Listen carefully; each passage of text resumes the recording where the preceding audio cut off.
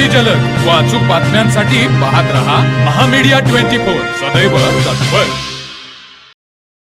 भोगावती नदीच्या पात्रात पोहण्यासाठी गेलेल्या आपल्या भाचीला वाचवण्याच्या धडपडीत मामाचाच पाण्यात बुडून अत्यंत दुर्दैवी मृत्यू झाल्याची हृदयद्रावक घटना करवीर तालुक्यातील वाकरे येथे घडली आहे. रमेश मारुती बुरुड वय वर्ष 42 असे या दुर्घटनेत मृत्यू झालेल्या व्यक्तीचं नाव आहे. या घटनेमुळे संपूर्ण परिसरात तीव्र हळहळ व्यक्त होत आहे. मिळालेल्या माहितीनुसार ही घटना बुधवार दिनांक 20 मे 2026 रोजी घडली. वाकरे येथील भोगावती नदीच्या पात्रात भाची पोहण्यासाठी गेली असता पाण्याचा अंदाज न आल्याने ती बुडू लागली. हे पाहताच तिला वाचवण्यासाठी रमेश बुरुड यांनी तात्काळ नदीत उडी घेतली.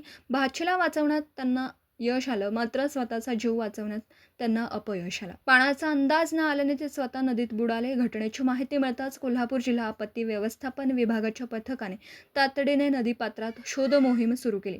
काल अंधारामुळे शोधकार्यात अडथळे आले होते. त्यानंतर गुरुवारी 21 मे रोजी सकाळी 8 वाजण्याच्या सुमारास पथकाने गळाच्या साह्याने नदीत पुन्हा शोध मोहीम राबवली. अखेर रमेश बुरुड यांचा मृतदेह पाण्याबाहेर काढण्यात पथकाला यश आलं. कायदेशीर काम पूर्ण केल्यानंतर मृतदेह नातेवाईकांच्या ताब्यात देण्यात आला. यावेळी अतिशय आव्हानात्मक परिस्थितीत ही शोध मोहीम यशस्वी करण्यासाठी कोल्हापूर जिल्हा आपत्ती व्यवस्थापन विभागाच्या जवानांनी शर्थीचा प्रयत्न केला.